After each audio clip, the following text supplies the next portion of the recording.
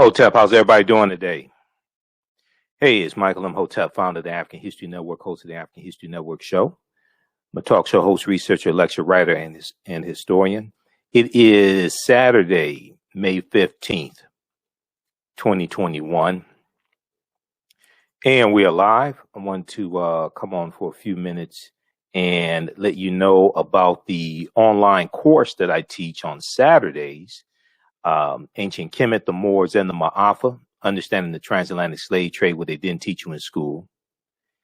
This is a 9-week online course that I teach, and we deal with thousands of years of history and what led up to the transatlantic slave trade taking place. So I teach it today. We're going to start around 12:45 p.m. Eastern Standard Time. Normally it's noon. Normally it's 12 p.m. to 2 p.m. Eastern Standard Time, but I was up really late editing video from my daily radio show. So we're going to get started a little late today. And I'm waiting for people to log into the class also. So we deal with thousands of years of history, and we deal with what led up to the transatlantic slave trade taking place also. Okay. And, you know, in the past couple of weeks, if you watch my show, my show, we're on 6 days a week. There have been a lot of stories, news stories that deal with history. Okay. So the more we understand history, the more we can understand a lot of these stories that are taking place, that especially that deal with politics, that deal with laws, that deals with policies putting in place, and the better position we're in to actually change a lot of what's taking place. But a lot of times people don't understand history and don't understand what it is that they're seeing, what it is that's taking place. Okay, so I'm going to show you just a few of these, and then we'll do a brief overview of the online course that I teach, Ancient Kemet, the Moors, and the Maafa, understanding the transatlantic slave trade, what they didn't teach you in school. So we deal with thousands of years of history, and we deal with what led up to the transatlantic slave trade taking place. Okay, I just posted the link here for it. You can register for it. You can watch from around the world. We do the class live on Saturdays, normally 12 noon to 2 p.m. Eastern Standard Time. All the sessions are archived, so you can go back and watch it over and over again as well. And you'll still have access to the class after the class is over with. The class is regularly $130. It's on sale $80. So it's a 9-week online course. Okay. But just very, very briefly here, if you've been paying attention to the news, some of these stories you've seen, and they all tie into history. Okay. But unfortunately, Americans are woefully ignorant of history. And a lot of times we don't see the really understand what's taking place. So if we look at this article here, for instance, in Texas. So what we're seeing is that we see 361 voter suppression bills in 47 state legislatures across the country. And this is targeting African Americans, Hispanics, Latinos. Republicans are doing this to reduce how many people are voting so they can stay in power and win more elections. We see this in Texas. A Texas bill drew ire for saying it would preserve purity of the ballot box. Purity of the ballot box. Here's the phrase's history. And this is from the Washington Post. And purity of the ballot box dates back to the 1876 Texas Constitution. Okay, purity of the ballot box. And it was designed to lock African Americans out of voting. Okay, purity of the ballot box is more obscure. Several scholars said they were not aware of it being used for discrimination, and it was enshrined in the Texas Constitution of 1876, which did not bar Black people from voting. To others, though, it conjures century-old justifications for excluding Black voters and rules that have disproportionately kept minorities from casting ballots. Okay, and the purity of the ballot box led to all-white primaries, like in 1918, all-white primaries in the state of Texas. Okay. So if you read this article, it ties into a history of disenfranchising African Americans. And politics is the legal distribution of scarce wealth, power, and resources and the writing of laws, statutes, ordinances, amendments, and treaties, their adoption, interpretation, and enforcement. Okay, this is what politics is. Politics is the legal distribution of scarce wealth, power, and resources, and the writing of laws, statutes, ordinances, amendments, and treaties, their adoption, interpretation, and enforcement. You may have heard about critical race theory in different states, like the state of Idaho, banning critical race theory being taught in schools, Tennessee on the road to doing that as well. But there's no widespread effort to teach critical race theory in schools. It's largely taught at the college level, graduate level, law schools, things like this. This story went viral here from the Black News Channel. It was an interview that Dr. Mark Lamont Hill did with Vernon Jones. Now, Vernon Jones is a former state representative in Georgia. He's African American, but he's a Trump supporter, and he switched from the Democratic Party to the Republican Party. So Vernon Jones is running for governor of Georgia. Okay, he's not going to beat Stacey Abrams, number one, but he's running for governor of Georgia. And he said one of the things he would do if he becomes governor is sign an executive order to ban critical race theory being taught in schools. When he was asked what is critical race theory, he could not answer the question. Now, critical race theory is a legal analysis on the premise that race is a social construct. That race is a social construct that is used to oppress people of color rather than a natural biological feature. Okay, this is critical race theory. Now, if you read this article here, they go on to cite Britannica.com to further explain critical race theory.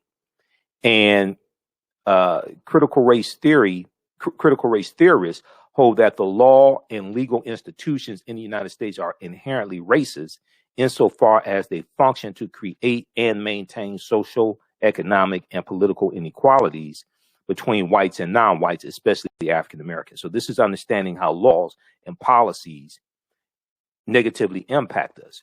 Racism is a system of advantage and privilege distributed based upon race, which comes out of the ideology of European white supremacy. This is what racism is. Racism doesn't have anything to do with not liking people or calling people racial epithets or things like this. Racism is a system of advantage and privilege distributed based upon race, which comes out of the ideology of European white supremacy. So the more we understand history and history and law intersect, okay, the more we understand history and law, the better we can understand how we got to this point, and the better we can understand what needs to be put in place, policies that need to be put in place, what we need to do to get to where it is that we want to, where we want to get. Okay, people's history and culture teaches them how to deal with the problems of the past, in the present, and the future to meet the needs of the community. So this is one of the reasons why history and culture is so important. We see that there's an attack on the 1619 Project by many Republicans. Senator Mitch McConnell sent a letter to the new Secretary of Education, Miguel Cardona, demanding that the Department of Education abandon curriculum in American schools that McConnell argues tells a revisionist history of America's founding. And McConnell claims these programs, such as the New York Times 1619 Project, reorient the view of American history, quote, away from their intended purposes toward a politicized and divisive agenda. So he doesn't want, and it was about 3 dozen Republicans that signed this letter, don't want the 1619 Project, don't want schools to be able to get grant money to teach the 1619 Project in schools. Okay, this is what this is about, and they don't want. Many Republicans don't want systemic racism taught in schools. They don't want the history of racism and different things like this to be taught in school.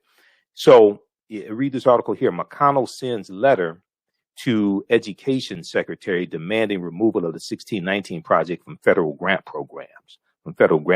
This is from CNN.com from April 30th, 2021.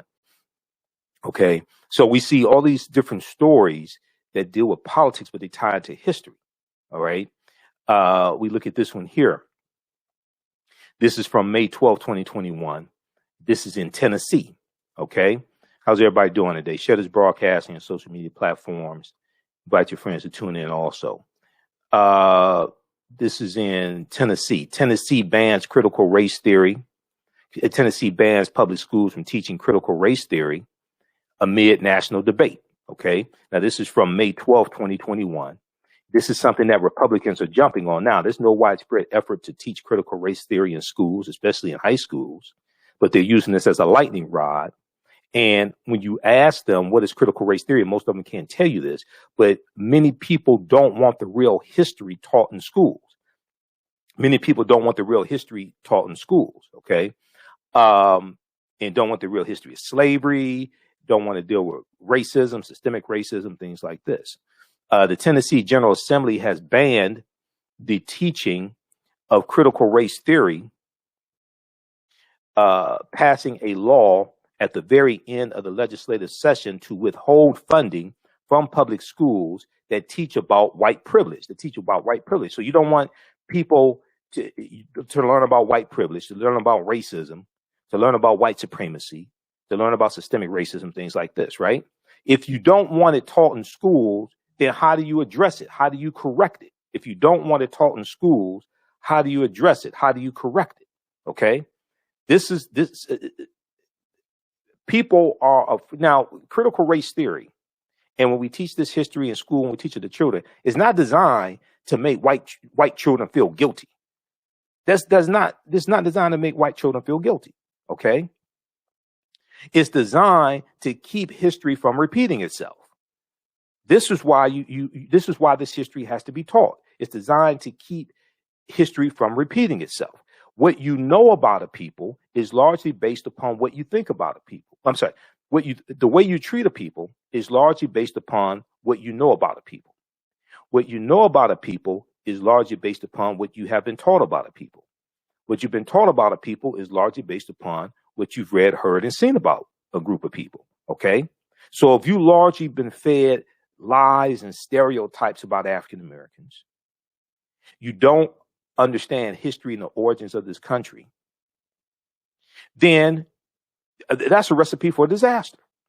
And all you have to do is look at the legislation that is coming out of state legislatures trying to suppress these voter restriction bills.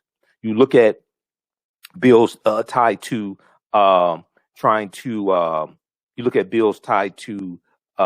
restricting what can be taught in schools, and you see that you're dealing with people who have a very poor understanding of history. Okay. And that's dangerous. That's dangerous when you have people who are ignorant of history crafting laws and policies that impact 330 million people.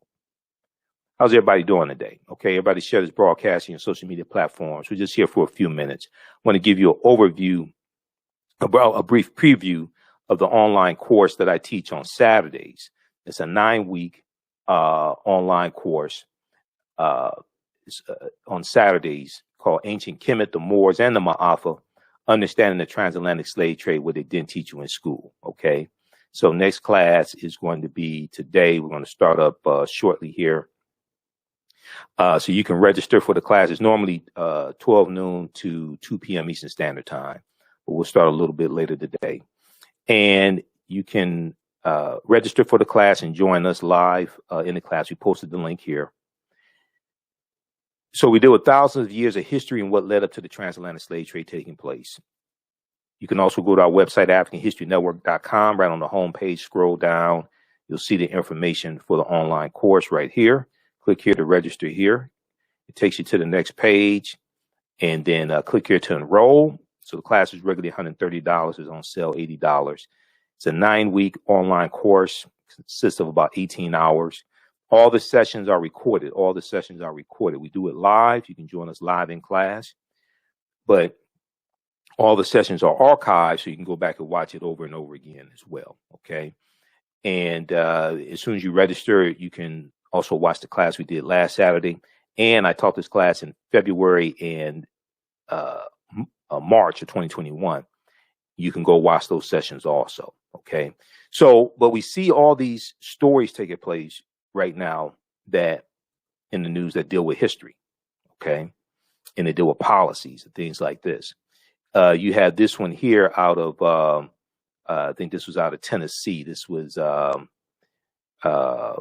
Jeff Lafferty out of Tennessee, Tennessee State Representative Jeff Lafferty, okay, who did not understand what the Three-Fifths Compromise of 1787 was in the U.S. Constitution, Article 1, Section 3, Article 1, Section 2, Clause 3 of the U.S. Constitution.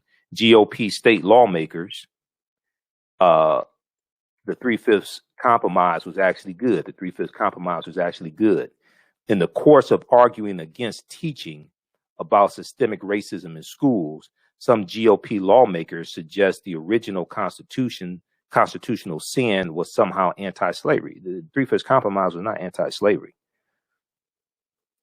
It was designed to keep the South from counting their slave population, counting the entire slave population, which would give them total dominance in the House of Representatives. So it was an agreement between the South and the North to count 3/5 of the population of those enslaved per state to determine how many seats in the House of Representatives states would have, slaveholding states would have.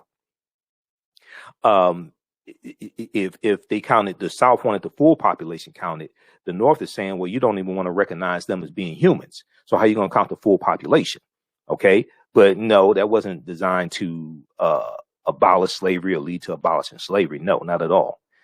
So these are just a few, and there's a lot more if you watch my show daily. There are a lot more stories that tie into history. But I want to flip over to the PowerPoint presentation, because in the class we do a PowerPoint presentation also.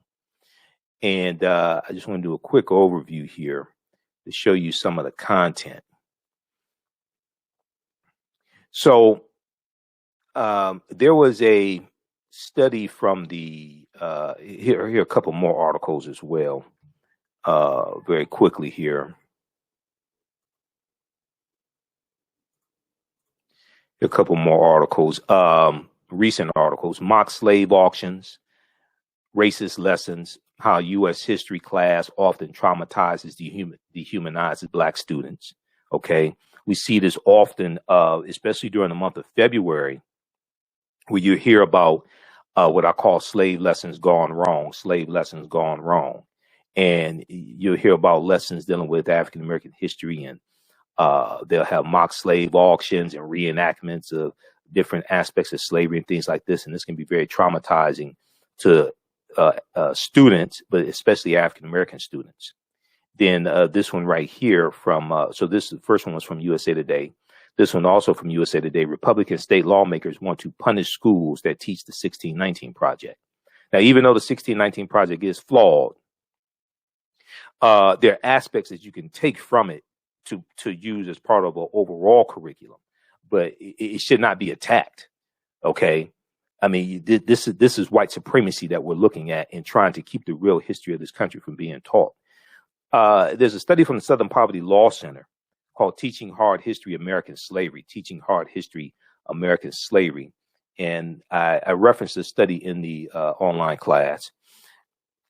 You can download it from splcenter.org, Southern Poverty Law Center's website, Teaching Hard History, American Slavery, Teaching Hard History, American Slavery. It's a 52-page study that documents how the history of slavery is being incorrectly taught in schools all across the country and what could be done to more correctly teach the history. Okay. And it's in the study they surveyed 1,000 high school seniors and found out how little they knew about the history of slavery. And among 12th graders, only 8% could identify slavery as the central cause of the U.S. Civil War beginning. Only 8% could identify slavery as the central cause of the U.S. Civil War beginning. Fewer than 1/3, or 32%, could correctly name the 13th Amendment of 1865 as the formal end of slavery, with a slightly higher share, 35%, choosing the Emancipation Proclamation of January 1st, 1863, and fewer than 46% of high school seniors, 12th graders surveyed, of the 1,000 that were surveyed across the country, fewer than 46% could identify the Middle Passage as the transport of enslaved Africans across the Atlantic Ocean, okay, to North America. You can read this article here, What Kids Are Really Learning About Slavery. This is from theatlantic.com from February 1st, 2018. What kids are really learning about slavery, because this article right here gives you some insight And it also probably means their parents don't know this information as well. So if this is not corrected, these people grow up to be politicians, attorneys, judges, police officers, doctors, etc., and not really understanding how laws and policies shape history and how we got to this point, and what in the laws and policies that need to be put in place to correct the harmful policies. This is something that critical race theory looks at as well. And we have to understand that politics is the legal distribution of scarce wealth, power, and resources, and the writing of laws, statutes, ordinances, amendments, and treaties, their adoption, interpretation, and enforcement. So some of the things that we look at, some of the things I deal with in the online course, and I do a PowerPoint presentation. We have book references, articles, video clips, everything. You don't have to buy any of the books to follow along in class. But some books you may have on your shelf, like Before the Mayflower by Lerone Bennett Jr., also use The First Americans Were Africans, Documented Evidence by Dr. David Imhotep. And he actually spoke to my last class. I may have him speak again to this class. The First Americans Were Africans, Documented Evidence by Dr. David Imhotep, because we deal with the ancient African presence in the Americas, going back at least 51,700 years ago in the land today we call the United States of America, because the African people were here in this land even before Native Americans came into existence. And I'm not dealing with conspiracy theory. I'm dealing with documented evidence. So some of the things we deal with are, what was the transatlantic slave trade? What were some of the events that led up to the transatlantic slave trade taking place, starting? You can't start looking at this history in 1441 with the Portuguese going into Mauritania, which is looked at as the beginning of the transatlantic slave trade. You have to deal with thousands of years of history that leads up to that taking place. And you have to look at the 800-year occupation of Europe by the Africans known as the Moors. And the Moors are taking the teachings from the Nile Valley region of Africa, from ancient Kemet, into Europe. And this is bringing Europe out of the Dark Ages. Okay. So, one of my teachers, Professor Kabahaya Watakamane, says to understand the existence of something, you must first understand the pre-existence of existence. And as I say, historical events don't happen in a vacuum. They are the culmination of a sequence of historical events that lead up to a larger event taking place. What role did Christopher Columbus play in the spread of the transatlantic slave trade? Columbus is crucial to the transatlantic slave trade, to laying the foundation of it in the on his 4 voyages in the Caribbean, and in Haiti, Jamaica, Puerto Rico, Honduras, Panama, and he's central to the spread of the transatlantic slave trade as well. Even though it existed before he set sail August 3rd, 1492 on the Nina de Pinta in Santa Maria. When did Africans first come to the U.S. as slaves, or enslaved Africans? Because the Spanish were taking Africans into the territory we call South Carolina and Georgia in 1526. This is 93 years before August 20th, 1619 in Virginia. All right. So even though August 20th, 1619 did happen, one, African people were here for tens of thousands of years before that in this land we call the United States of America. Two, the Spanish were involved in the transatlantic slave trade before the British get involved, and they're taking Africans into South Carolina and Georgia, that territory, that area, in 1526. Did Africans sell themselves into slavery? We deal with that complicated history because the way it's often taught is not accurate. Were African people in America before the slave trade? Yes, we were. This was our land stolen from us. We were here for tens of thousands of years. The Khoisan have the oldest DNA on the planet. They come from Southern Africa. They go all around the world. They're the ancestors to the Ainu and the Twa, the short-statured people, the Khoisan, and they were here in this land. There was a discovery in 2004 in Allendale County, South Carolina, by Dr. Albert Goodyear, who's an archaeologist at the University of South Carolina, and they found 13 different types of evidence thoroughly documenting an African presence in this country going back at least 51,700 years ago. Okay. And that's Dr. David Imhotep deals with this in his book, The First Americans Were Africans, Documented Evidence. He's a friend of mine. I've interviewed him about 16 times. Page 14 of his book deals with the discovery from Dr. Albert Goodyear in 2004. And at this campsite in Allendale County, South Carolina, they found artifacts, architecture, campsites, carvings, Egyptian writings, footprints in lava, genetic M174D haploid groups, dealing with linguistics and paintings, dealing with DNA and genetics. They found linguistics, paintings, skulls, skeletons, structures, and tools. They found 13 different types of disciplines, 13 different types of evidence documenting an African presence in this land we call the United States of America, dating back at least 51,700 years ago.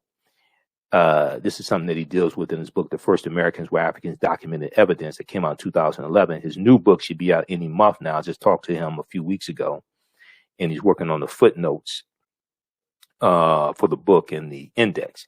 This is a picture of Dr. Albert Goodyear. This is an article from ScienceDaily.com, ScienceDaily.com, okay?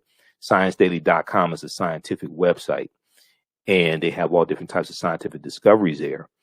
This article is from 2004. New evidence puts man in North America 50,000 years ago, from ScienceDaily.com. This article is a synopsis. Well, this summary right here, this is a synopsis of the article and a synopsis of his discovery. Radiocarbon tests of carbonized plant remains where artifacts were unearthed last May along the Savannah River in Allendale County by University of South Carolina archaeologist Dr. Albert Goodyear indicate that the sediments containing these artifacts are at least 50,000 years old, meaning that humans inhabited North America long before the last ice age. So you can read this article. It's still there. You can read more about this discovery. This is tens of thousands of years before the transatlantic slave trade starts. This documents African people being in this land we call the United States of America. Okay. But when we teach this history, we want to start our history in this country in 1619. Yes, August 20th, 1619 in Virginia took place. It was Hampton, Virginia, Point Comfort in Hampton, Virginia. It wasn't Jamestown. Yes, that did happen, but we were here for tens of thousands of years before that in this land, and this was our land stolen from us. We were here even before Native Americans came into existence. So we deal with the 800-year occupation of Europe.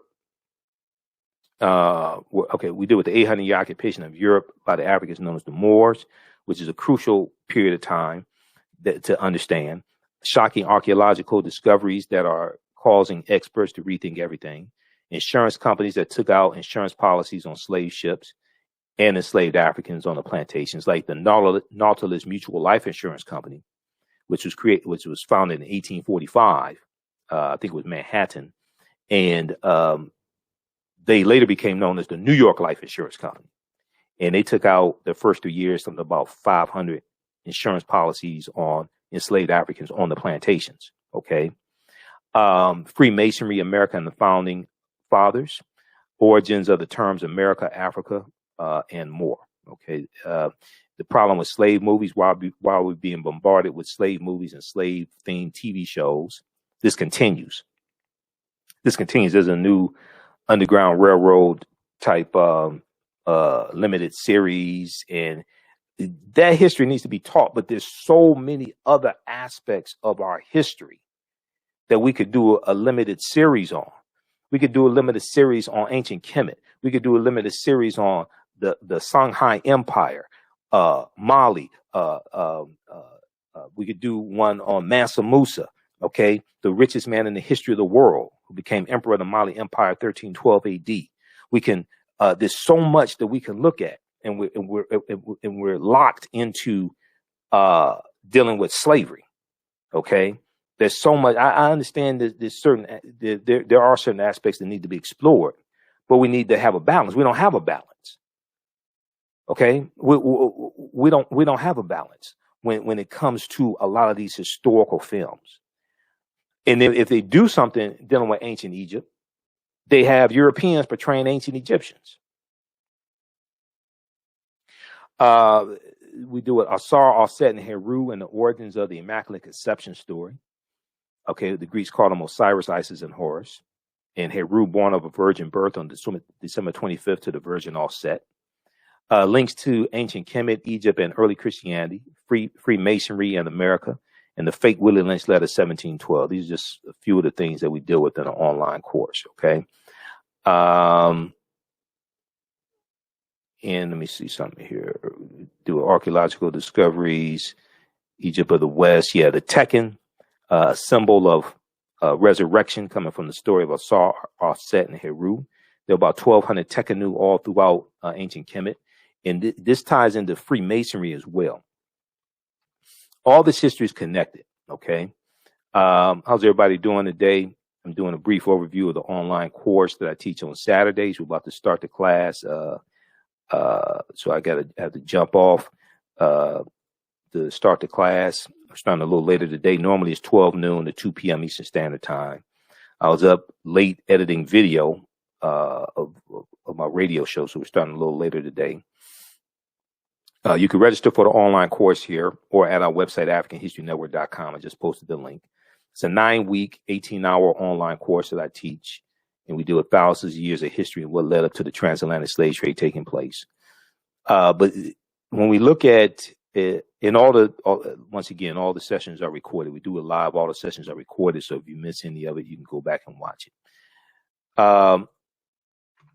When we look at the word Mason is derived from the Latin words mass and sun. Mason means child of light and expresses the desire to pursue light, which is a metaphor for the sun, which symbolizes knowledge. The term child of light or sons and daughters of light were first used to identify students who completed 42 years of study in the temples of ancient Kemet, ancient Egypt. Many Masonic temples were modeled after the temples of Kemet, places where light or knowledge was imparted in a series of steps or degrees. So when you go to college, liberal arts college, things like this, and you get your credentials in a series of degrees, associate's degree, bachelor's degree, master's degree, PhD. This is where this concept comes from, okay? And George G.M. James also deals with this in Stolen Legacy as well. And he deals with the several liberal arts. He deals with the trivium and the quadrivium and the arithmetic and the logic and different things like this, the rhetoric, etc. If you read Egypt on the Potomac by Tony Browder, Browder goes deeper into this. Look at pages 18 and 32. Browder's a brilliant historian. I've interviewed him a number of times. Then we see that the Moors are taking these teachings from ancient Kemet, the Nile Valley region of Africa, into Europe, teaching this to Europeans. We're going to see the Knights Templar formed in 1118 AD during the Second Crusade. We're going to see when the Knights Templar disbanded, those teachings go underground. They resurface as the Freemasons and the Rosicrucians and these different secret societies, etc. But we're going to see those teachings then come back to this land as well with the quote unquote founding fathers, or as Dr. Francis Cress Welsing called them, the founding fathers. 50 of the 56 signers of the Declaration of Independence and 13 of the 39 signers of the U.S. Constitution were Freemasons. 4 of the 5 U.S. presidents were Freemasons as well, okay? And there have been 14 Freemasons who have been U.S. presidents. Now, I'm not talking about conspiracy theory stuff. I'm talking about understanding real history, okay? And then also, of course, we have to deal with Asar, Aset, and Heru, who the Greeks called Osiris, Isis, and Horus. All this ties into African history and culture, mythology, etc. Okay, so these are just a few of the things that we deal with in the online course that I teach on Saturdays, Ancient Kemet, the Moors, and the Maafa, Understanding the Transatlantic Slave Trade, what they didn't teach you in school, okay? So you can join us in class. You can register we'll post a link here. And you can join us in class because I'm about to start it up. Starting a little later today. Normally it's 12 noon to 2 p.m. Eastern Standard Time. But I got to bed really late. It's about 6 in the morning when I finally got to bed. So we're starting up a little late today. And as soon as you register, you can join us in class. But also you can watch the class we did last Saturday. And you can watch when I taught the session in February and March. All that's archived. It's a 9-week online course. It's about 18 hours. And you can watch it whenever you get ready to as well. Watch from around the world, but we deal with thousands of years of history and what led up to the transatlantic slave trade taking place. All right, look, we have to get out of here. We'll see you in class. Remember, right now is correct wrong behavior. It's not over till we win. Wakanda forever. We'll talk to you later. Peace.